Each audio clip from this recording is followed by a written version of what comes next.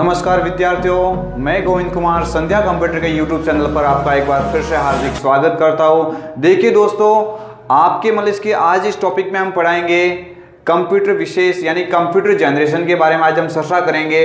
आपके पटवार एग्जाम काफ़ी नज़दीक है और उसी को मतलब इसके हम पार करने के लिए आपके लिए रात दिन मेहनत करके आपके लिए नए नए वीडियो बना के लेके आ रहे हैं। देखिए दोस्तों, आज हम पढ़ेंगे कंप्यूटर जनरेशन। अगर आप हमारे इससे पहले अगर हमारे पे चैनल पे नए हैं तो चैनल को सब्सक्राइब करके बेल आइकन को क्लिक कीजिएगा, ताकि और भी हम जो भी नए वीडियो आपके लिए लेके आए वो वीडियो आप तक सबसे पहले पहुंच सके।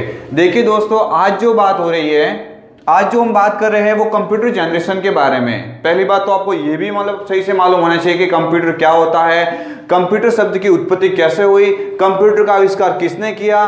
तो वो मतलब जानने से पहले आपकी कंप्यूटर के अंदर एक विशेष टॉपिक है कंप्यूटर जनरेशन का, यानी कंप्यूटर की पीढ़ियां। जब चार्ल्स बेबेज के द्वारा कंप्यूटर का आविष्कार होता है तो उसके बाद में आज दिन तक जो समय जो चल रहा है उनको अलग अलग पीढ़ी के अंदर डिवाइड किया गया है, और वही टॉपिक आज हम आपके लिए लेके आए हैं। तो चलिए दोस्तों, वीडियो को ध्यान से देखना और अंतिम तक देखना, ताकि आपको ये वीडियो पूरा समझ में आ जाए और आपका मतलब इसकी कंप्यूटर का विशेष टॉपिक कंप्यूटर जनरेशन एकदम क्लियर हो जाए। देखिए दोस्तों, आज हम लंबा चौड़ा यहाँ पे मतलब इसकी टॉपिक नहीं रखेंगे आपके सामने, सिंपल कंप्यूटर जनरेशन को पढ़ेंगे, ताकि आपके एग्जाम में मतलब जो आने लायक क्वेश्चन भी बन सके और आपको आसानी से याद भी हो सके।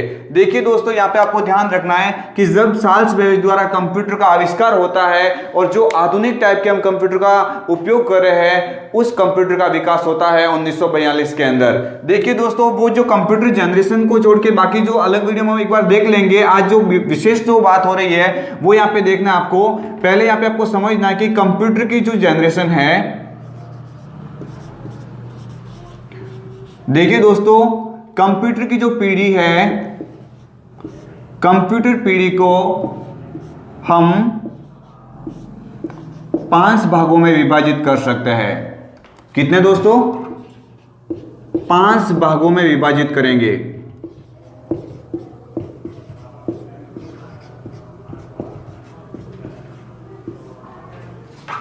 यहां पे आपको याद रखना है, कंप्यूटर को हम 5 अलग अलग पीढ़ियों के अंदर विभाजित कर सकते हैं। और यहाँ पे ये भी आपको याद रखना है, इसमें जो इंपॉर्टेंट घटक कौन कौन से आए थे वो हम एक बार देखेंगे।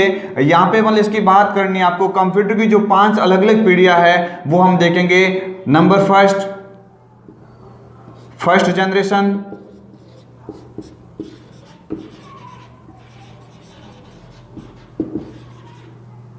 इसके अलावा दोस्तों second generation,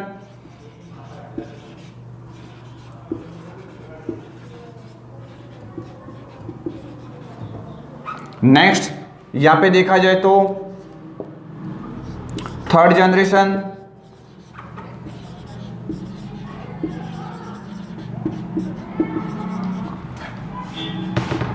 next fourth generation,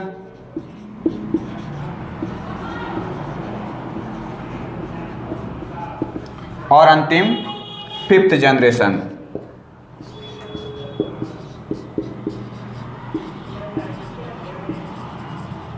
देखिए दोस्तों, ये टॉपिक काफी इंपॉर्टेंट है और हिस्ट्री ऑफ कंप्यूटर का एक महत्वपूर्ण टॉपिक है। आपको याद रखना है कि ये जो आज हम आपके लिए टॉपिक लेके आए हैं कंप्यूटर जनरेशन का है। आपको अच्छे से याद रखना है कि कंप्यूटर का जब से विकास हुआ है वहां से लगा के आज दिन तक जो टाइम है उनको कंप्यूटर की अलग अलग पीढ़ियों के अंदर डिवाइड किया गया है। और आपको याद रखना है कि जो कंप्यूटर की जो जनरेशन है उनको 5 अलग अलग पीढ़ियों के अंदर डिवाइड किया गया है, जिसमें हम देख सकते हैं कंप्यूटर जनरेशन पहली, computer generation second, computer generation third, computer generation fourth और कंप्यूटर जनरेशन 5th। यानी आपको अच्छे से याद रखना है कि कंप्यूटर की जनरेशन है उनको हम 5 अलग अलग भागों में विभाजित कर सकते हैं, और उनका नाम ही यही है, first generation, second generation, third generation और फोर्थ जनरेशन। तो दोस्तों, ये आपको पहले तो यहाँ पे यही याद रखना है कि कंप्यूटर की जो जनरेशन है उनको हम अलग अलग 5 भागों में विभाजित कर सकते हैं। इसके अलावा दोस्तों आपको याद रखना है कि अब हम यहाँ पे एक एक जनरेशन के बारे में क्लियर करते हैं। उससे पहले आपको याद रखना है, यहाँ पे अगर आप स्क्रीनशॉट लेना चाहते हो ले सकते हैं। कंप्यूटर की जो जनरेशन है उनको हम 5 अलग अलग पीढ़ियों में डिवाइड कर सकते हैं। अब देखिए दोस्तों, हम पढ़ते हैं step by step.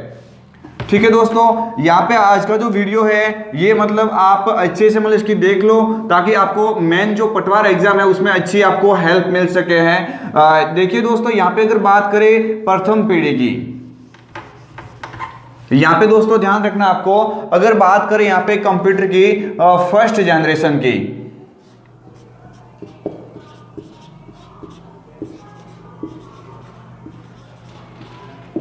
Computer first generation, देखिए दोस्तों यहाँ पे ईयर के बारे में थोड़ा कंफ्यूजन हर एक बुक के अंदर आप देखेंगे तो यहाँ पे कहीं पे 1942 लिखा हुआ मिलता है और कहीं पे 1946 लिखा हुआ मिलता है। यहाँ पे आप इन दोनों में से एक ऑप्शंस को एग्जाम में देख पाएंगे, दोनों ऑप्शंस आपके एग्जाम में बिल्कुल नहीं मिलेंगे। आपको दोस्तों याद रखना है कि 1942 से लगा के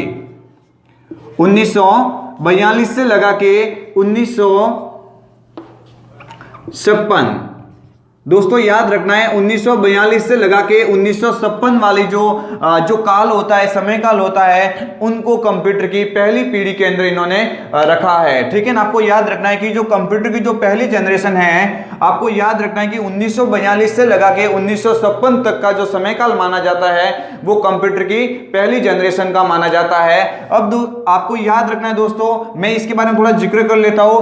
जब चार्ल्स बेबेज द्वारा कंप्यूटर का निर्माण होता है, उसके अंदर और भी अलग अलग वैज्ञानिक उसमें भूमिका निभाते हैं और बात यहाँ तक आ जाती है 1942 तक। पहली पीढ़ी के जो कंप्यूटर थे काफी बड़े होते थे, उनको रखने के लिए एक संपूर्ण कक्ष की आवश्यकता होती थी। उसमें जो ज्यादा हीट होने की वजह से उस कमरे को मतलब इसकी ठंडा रखना भी पड़ता था। और आपको याद रखना है कि जो कंप्यूटर थे पहली जनरेशन के वो काफी हीटिंग थे, काम करने में भी काफी स्लो थे। लेकिन वो ज्यादा हम चर्चा नहीं करेंगे, आपके जो कंप्यूटर में आने लायक क्वेश्चन है उनके बारे में डायरेक्टली जाते हैं। तो ये भी डायरेक्टली आपके क्वेश्चन बनता है कि जो कंप्यूटर की जो पहली पीढ़ी थी, कंप्यूटर की जो फर्स्ट जनरेशन थी, उसमें जो मुख्य कंपोनेंट यूज हुआ था दोस्तों, जो कंप्यूटर को यूज करने के लिए इसमें जो मुख्य घटक का इस्तेमाल किया गया था वो था वैक्यूम ट्यूब। यानी आपको याद रखना है कि पहली जनरेशन का मुख्य कंपोनेंट अगर पूछा जाए, मुख्य घटक की बात की जाए, तो यहाँ पे दोस्तों याद रखना है कि मुख्य घटक क्या था पहली जनरेशन का। कई बार एग्जाम में ये क्वेश्चन बनता है, इसका दोस्तों आपको याद रखना है वैक्यूम ट्यूब। दोस्तों क्या याद रखना पड़ेगा आपको? Vacuum tube. यानी जो पहली जनरेशन का मुख्य घटक माना जाता है वो होता है वैक्यूम ट्यूब। अब दोस्तों आप सभी को मालूम ही है, कंप्यूटर के अंदर इंस्ट्रक्शन देने के लिए किसी न किसी प्रकार के इनपुट डिवाइस का आपको इस्तेमाल करना ही पड़ता है। तो जो पहली जनरेशन थी उसमें जो इनपुट देने के लिए दोस्तों आपको याद रखना है, इनपुट देने के लिए यानी इनपुट देने के लिए जो उपयोग में लिया गया था डिवाइस, इनपुट देने के लिए जो उपयोग में लिया गया डिवाइस वो था दोस्तों पंच कार्ड। जिस प्रकार आधुनिक जो कंप्यूटर है उसमें कीबोर्ड और माउस के माध्यम से जो निर्देश दिया जाता है, तो पहली जनरेशन में कीबोर्ड और माउस का वगैरह आविष्कार हुआ भी नहीं था, उनका विकास अभी तक होना बाकी था। तो पहली पीढ़ी के अंदर जो निर्देश देने का जो कार्य करता था वो दोस्तों होता था पंच कार्ड के माध्यम से। किसके माध्यम से दोस्तों? पंच कार्ड के माध्यम से होता था। तो ये भी आपको याद रखना है। अगर बात की जैसे आज की बात मान के करें तो यहाँ पे दोस्तों स्टोरेज के अंदर भी देखें, स्टोरेज के अंदर देखें तो आज की टाइम में काफी मतलब इसकी हाई स्टोरेज कैपेसिटी के लिए बहुत सारी मेमोरियों का इस्तेमाल होता है, जैसे हार्ड डिस्क कह सकते हैं, रैम रोम कह सकते हैं। तो पहली जनरेशन का जो कंप्यूटर था उसमें जो स्टोर करने के लिए जो उपयोग में लिया गया था उसका नाम था दोस्तों चुंबकीय टैप। क्या था दोस्तों? सॉरी, चुंबकीय ड्रम का इस्तेमाल किया गया था दोस्तों। यहाँ पे आपको याद रखना है कि जो स्टोरेज डिवाइस के रूप में पहली जनरेशन के अंदर यूज हुआ था, पहली जनरेशन के अंदर स्टोरेज के रूप में उपयोग होने वाला डिवाइस था, तो उसका आपको याद रखना है चुंबकीय ड्रम था दोस्तों। कौन सा था? चुंबकीय ड्रम का इस्तेमाल किया गया था दोस्तों। यहाँ पे 3 क्वेश्चन डायरेक्टली आपके पहली पीढ़ी से बन रहे हैं। पहली जनरेशन का समय काल 1942 से 1956, कहीं पे 1946 से 1956 लिखा हुआ मिलता है। दोनों एक जगह पे ऑप्शन आपको एज इट इज नहीं मिलेंगे, अभी भी कंफ्यूजन है। इसके अलावा मुख्य घटक की बात की जाए तो वैक्यूम ट्यूब और वाल्व का इस्तेमाल होता था। इसके अंदर इनपुट देने के लिए जो इस्तेमाल किया गया था उस मतलब इसकी डिवाइस का नाम था पंच कार्ड। और इसके अलावा अगर आप देखें यहाँ पे कि स्टोरेज के मामले में इसमें पहली जनरेशन के अंदर यूज होने वाला जो डिवाइस था, जो स्टोरेज जो ऑप्शंस था वो आप देख सकते हैं यहाँ पे चुंबकीय ड्रम। इसके अलावा देखिए दोस्तों, आज की टाइम में विभिन्न प्रकार की कंप्यूटर के अंदर हाई लेवल प्रोग्रामिंग भाषा का इस्तेमाल हो रहा है। आपको याद रखना है कि पहली जनरेशन की अगर लैंग्वेज की बात की जाए तो उसमें दोस्तों मशीनी भाषा का इस्तेमाल किया गया था। सिंपली आपको याद रखना है, पहली जनरेशन की जो कंप्यूटर लैंग्वेज थी एक मशीनी भाषा के रूप में इस्तेमाल किया गया था। ये भी आपको याद रखना है। आपको यहाँ पे अच्छे से याद रखना है कि मशीनी भाषा थी, मशीनी भाषा का इस्तेमाल किया गया था। आपको याद रखना है फर्स्ट जनरेशन के अंदर लैंग्वेज थी वो दोस्तों लैंग्वेज कौन सी थी? मशीनी भाषा। ठीक है, मशीनी लैंग्वेज का इस्तेमाल किया गया था, ये आपको याद रखना है। इसी प्रकार आप मतलब इसकी नेक्स्ट जनरेशन की बात करें दोस्तों, अगर आप ये मतलब चाहोगे तो इससे बार आपकी जनरेशन के अंदर से कोई क्वेश्चन नहीं बनेगा दोस्तों। यहाँ पे बात हो रही है, देखिए कंप्यूटर जनरेशन की 1942 से 1956 का कह सकते हैं। इसमें जो वैक्यूम ट्यूब है ये मुख्य कंपोनेंट के रूप में माना गया था। इसके अलावा देखिए दोस्तों, आप यहाँ पे देखेंगे तो पंच कार्ड मुख्य इनपुट डिवाइस के रूप में निर्देश देने के लिए उपयोग में हुआ था। और यहाँ पे देखिए कि अगर स्टोरेज की बात करें तो यहाँ पे आपको चुंबकीय ड्रम का यूज करना पड़ेगा। और यहाँ पे आपको अगर इसके अंदर लैंग्वेज की बात की जाए तो मशीनी भाषा का इस्तेमाल किया गया था। नेक्स्ट देखिए सेकंड जनरेशन की बात करें, अगर आप स्क्रीनशॉट लेना चाहते हो तो ले सकते हैं। ये क्वेश्चन आपके एग्जाम में बिल्कुल आ सकता है। चलिए नेक्स्ट सेकंड जनरेशन की ओर बढ़ते हैं।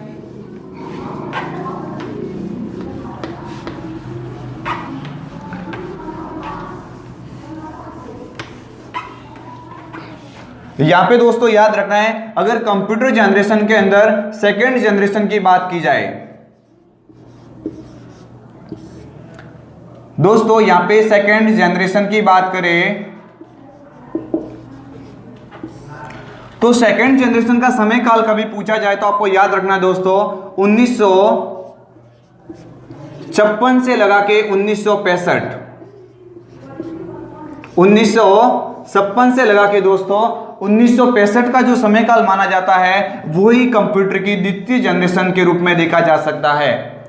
1956 से लगा के 1965 में जैसे जैसे कंप्यूटर के अंदर विकास होता गया तो उनके जो 20 का जो समय काल है उनको इन्होंने सेकंड जनरेशन के अंदर माना है दोस्तों। इसके अलावा कंप्यूटर जो हिस्ट्री के बारे में हम अलग से और वीडियो लेके आएंगे जिसमें देखो हम पूरी तरह से कवर करेंगे कंप्यूटर का विकास कैसे हुआ, पहला कंप्यूटर कौन सा था, कंप्यूटर के अंदर मुख्य भूमिका किसने निभाई थी, तो ये पूरा का पूरा हम देखेंगे। लेकिन यहाँ पे आपको याद रखना है कि अभी जो कंप्यूटर जनरेशन का टॉपिक है आपके पटवार के अंदर इंपोर्टेंट टॉपिक है, इसलिए मैं आपके सामने ये पहले प्रस्तुत कर रहा हूं। इसके अलावा दोस्तों आपको याद रखना है कि जिस प्रकार कंप्यूटर की जो पहली जनरेशन के अंदर वैक्यूम ट्यूब और वॉल्व का इस्तेमाल किया गया, तो अगर यहां पे बात करें सेकंड जनरेशन की, तो सेकंड जनरेशन के अंदर जो मुख्य कंपोनेंट के रूप में उभर के आया वो था मतलब ट्रांजिस्टर। दोस्तों आपको याद रखना है कि सेकंड जनरेशन की बात करें तो सेकंड जनरेशन के अंदर अगर ये उभर के आया मुख्य कंपोनेंट तो वो दोस्तों था ट्रांजिस्टर। कौन सा था?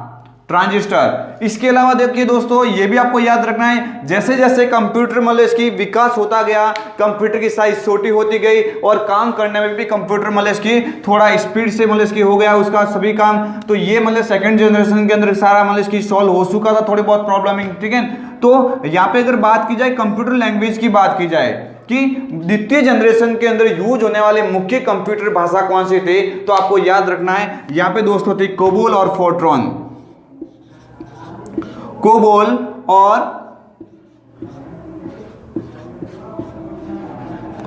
फोर्ट्रॉन।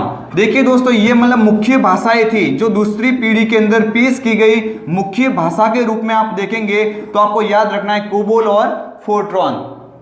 देखिए दोस्तों यहाँ पे आपको ये याद रखना है कि कोबोल जो लैंग्वेज थी ये व्यवसायिक के क्षेत्र में, यहाँ पे आपको याद रखना है कि बिजनेस के क्षेत्र में यूज होने वाली पहली कंप्यूटर लैंग्वेज का अगर कभी पूछा जाए तो आपको याद रखना है कि बिजनेस के क्षेत्र में यूज होने वाली पहली कंप्यूटर भाषा कौन सी थी, तो आपको याद रखना है यहाँ पे क्या करेंगे आप राइट इसका आंसर कोबोल।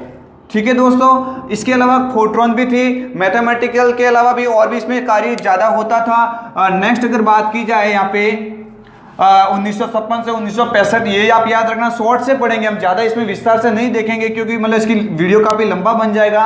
और वैसे क्वेश्चन हम यहाँ पे लेके आए आपके लिए, वैसे टॉपिक मतलब शॉर्ट लेके आए जो आपके एग्जाम में पूछा जा सकता है। नेक्स्ट यहाँ पे दोस्तों आपको याद रखना है, ट्रांजिस्टर की बात करें तो वो भी आपको राइट मानना है। इसके अलावा यहाँ पे कोबोल और फोटोन की बात करें तो वो भी आपको यहाँ पे राइट मानना है। ठीक है दोस्तों, इसके अलावा आपको याद रखना है, नेक्स्ट कंप्यूटर थर्ड जनरेशन की ओर बढ़ते हैं। कंप्यूटर की जो तीसरी पीढ़ी थी उसको एक बार देख लेते हैं। उससे पहले आपको याद रखना है कि ये वाला जो टॉपिक है ये आप मतलब इसकी आप शायद तो स्क्रीनशॉट इसका ले सकते हो। ठीक है दोस्तों, नेक्स्ट हम थर्ड जनरेशन की बात करें, बहुत ही इंपॉर्टेंट यहाँ पे मतलब इसकी आपको देखना पड़ेगा ये वाला पूरा ऑप्शंस। यहाँ पे कंप्यूटर की थर्ड जनरेशन की बात करें तो ये आपको मतलब इसकी पूरा याद रखना पड़ेगा। देखिए नेक्स्ट हम आगे बढ़ते हैं, कंप्यूटर की थर्ड जनरेशन। कंप्यूटर की 3 पीढ़ियों में मतलब अलग अलग टाइप से डिवाइड किया गया है। यहाँ पे अभी बात हो रही है कंप्यूटर की थर्ड जनरेशन के बारे में, तो ये भी आपको अच्छे से याद रखना है। थर्ड जनरेशन की बात करें दोस्तों तो कंप्यूटर की जो थर्ड जनरेशन है उसका समय काल भी पूछा जा सकता है कई बार एग्जाम में। तो आपको याद रखना है कि 1965 से लगा के 1975 तक का 1965 से लगा के 1975 तक का जो समय काल माना जाता है वो दोस्तों कहलाता है कंप्यूटर की तीसरी पीढ़ी। ठीक है दोस्तों, यहाँ पे आपको याद रखना है कि जिस प्रकार यहाँ पे दूसरी पीढ़ी में ट्रांजिस्टर का विकास हुआ मुख्य कंपोनेंट के रूप में, तो उसी प्रकार आपको याद रखना है कि कंप्यूटर की तीसरी जनरेशन के अंदर मुख्य कंपोनेंट के रूप में उभर के आया था और वो था दोस्तों आईसी। ठीक है दोस्तों, यहाँ पे क्वेश्चन कई बार पूछा जा सकता है कि आईसी का पूरा नाम भी पूछा जा सकता है और आईसी का विकास कंप्यूटर की कौन सी पीढ़ी में किया गया। तो दोस्तों आपको याद रखना है आईसी का विकास हुआ था थर्ड जनरेशन के अंदर। इसके अलावा दोस्तों आपको याद रखना है आईसी का पूरा नाम पूछा जाता है, आईसी का पूरा नाम क्या होता है,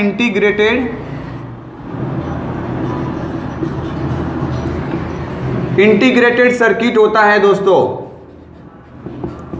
इंटीग्रेटेड सर्किट होता है आईसी का पूरा नाम। इसके अलावा दोस्तों आपको याद रखना है अगर कभी पूछा जाए कि कीबोर्ड और मॉनिटर, बहुत ही इंपॉर्टेंट यहाँ पे क्वेश्चन बनता है, कीबोर्ड और मॉनिटर का विकास कंप्यूटर की कौन सी पीढ़ी में हुआ। तो यहाँ पे देखो दोस्तों आपको याद रखना है कि मॉनिटर और कीबोर्ड का विकास होता है वो कंप्यूटर की तीसरी पीढ़ी में होता है। आपको अच्छे से याद रखना है कि मॉनिटर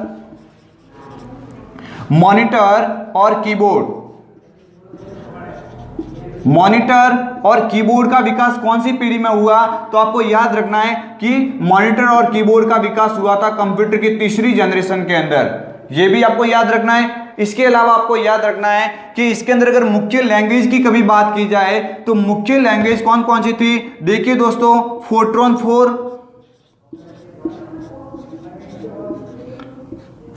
4, इसके अलावा दोस्तों आपको याद रखना है पास्कल, और आपको याद रखना है दोस्तों बेसिक।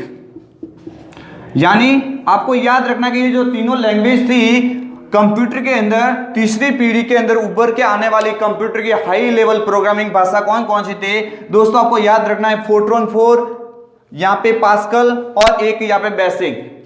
देखिए दोस्तों मैं एक बार आपको पुनः बता देता हूं कि बेसिक जो कंप्यूटर लैंग्वेज है वो जो अन्य जो लैंग्वेज होती है उनको सीखने का सबसे अच्छा तरीका है, जो आसान ट्रिक्स के माध्यम से आप कंप्यूटर प्रोग्राम को सॉल्व कर सकते हैं। आपको याद रखना दोस्तों बेसिक कंप्यूटर की वह लैंग्वेज है जो आपको आसानी से समझ में आ सकती है। इसके अलावा देखिए दोस्तों आपको याद रखना है कि कंप्यूटर के अंदर तीसरी जनरेशन का देखो आईसी का पूछा जा सकता है। कंप्यूटर के अंदर मॉनिटर और कीबोर्ड का विकास कौन सी जनरेशन में हुआ, थर्ड जनरेशन में हुआ था। समय काल पूछा जाता है, आपको याद रखना है 1965 से लगा के 1975 के जो मध्य का समय काल माना जाता है दोस्तों वो होता है कंप्यूटर की तीसरी पीढ़ी। और इसमें जो मुख्य प्रोग्रामिंग लैंग्वेज यूज हुई थी वो थी दोस्तों फोर्ट्रॉन 4, पास्कल और बेसिक। यानी इससे बार क्वेश्चन काफी कम बनेंगे आपके कंप्यूटर जनरेशन से, तो इसलिए मैं आपको शॉर्ट टाइप से यहाँ पे कंप्यूटर जनरेशन को पूरा करवा रहा हूँ। आप अगर इस चैनल पे नए हैं तो चैनल को सब्सक्राइब करके बेल आइकन को क्लिक कीजिएगा ताकि और भी आपको ऐसे वीडियो आगे मिल सके। नेक्स्ट देखिए दोस्तों, नेक्स्ट हम आगे बढ़ते हैं कंप्यूटर की चौथी generation. Generation of fourth, computer generation चौथी की बात करें तो यहाँ पे आपको याद रखना है, इसमें मतलब आते आते आधुनिक कंप्यूटर का रूप लेने लगता है। एज इट इज आपको देखना है, मैं आगे एक बार और आपको जिक्र कर लेता हूँ। यहाँ पे देखिए दोस्तों, अगर फोर्थ जनरेशन की बात की जाए,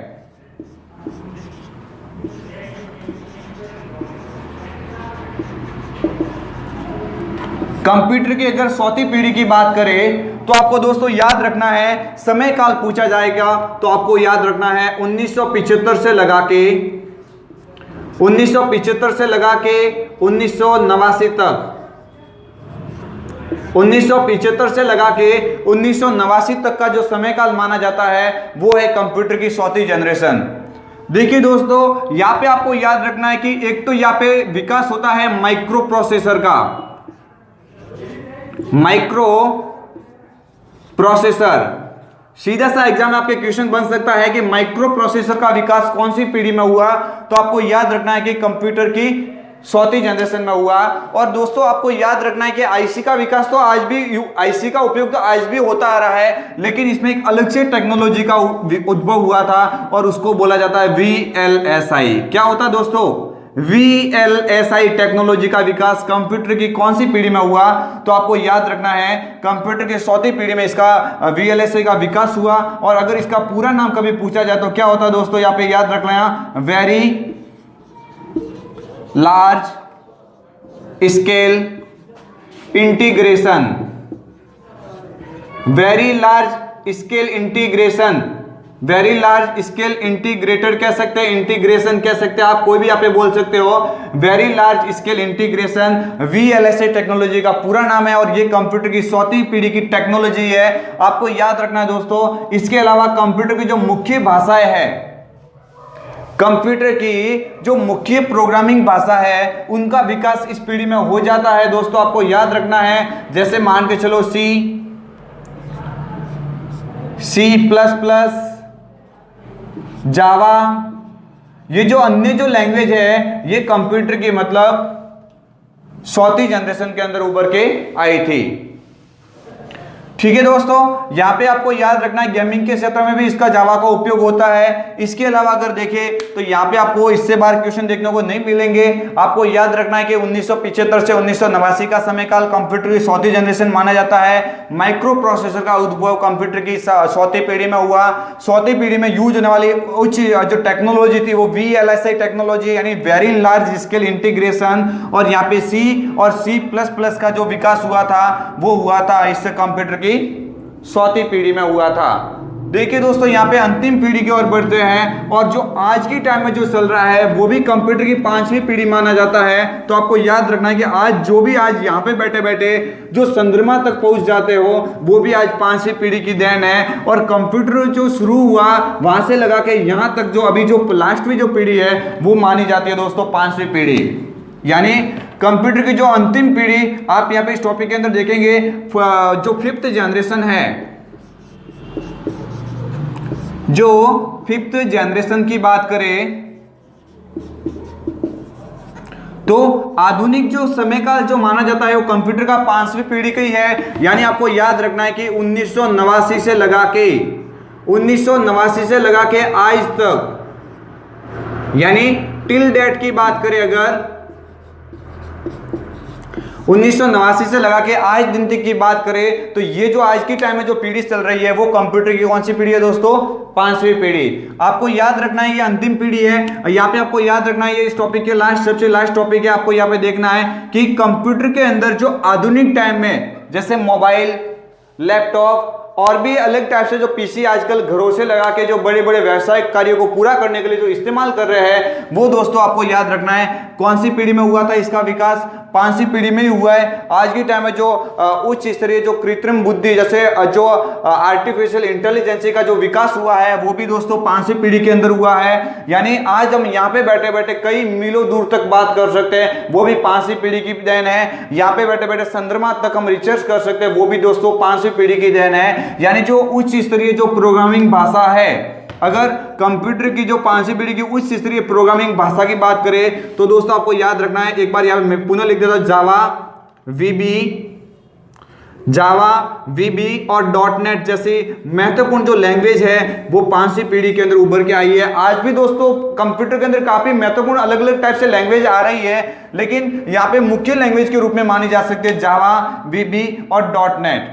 देखिए दोस्तों, यहाँ पे जो 5वीं पीढ़ी है, 5वीं पीढ़ी जो आज की टाइम में जो कंप्यूटर के ऊपर काम कर रहे हो, ये इसी पीढ़ी की देन है। और इसमें जो उच्च स्तरीय जो मतलब इसकी टेक्नोलॉजी का विकास हुआ है दोस्तों, वो है ULSI, यानी ULSI टेक्नोलॉजी का विकास हुआ है। इसी का पूरा नाम होता है अल्ट्रा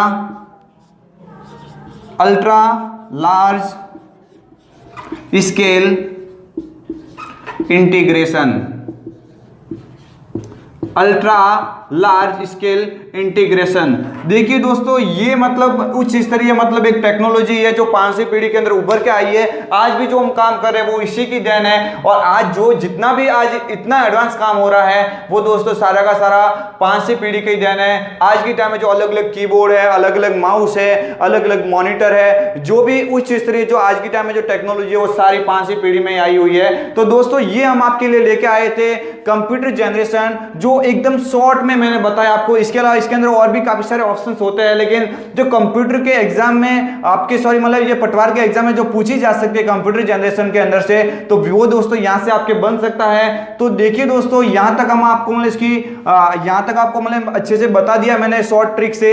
आज देखिए दोस्तों, हम यहां तक ही रखते हैं हमारा टॉपिक। कल मिलते हैं एक नई वीडियो के साथ में, जिसमें हम कंप्यूटर हिस्ट्री को पढ़ेंगे। और दोस्तों मैं वादा करता हूं कि वहां से आपके कंप्यूटर एग्जाम जो पटवार एग्जाम है उसमें जरूर आपको हेल्प मिलेगी। चलिए दोस्तों, अगर आप हमारे चैनल पे नए हैं तो चैनल को सब्सक्राइब करके बेल आइकन को क्लिक कीजिएगा, ताकि आने वाला हर वीडियो आप तक सबसे पहले पहुंच सके। जय हिंद, जय भारत।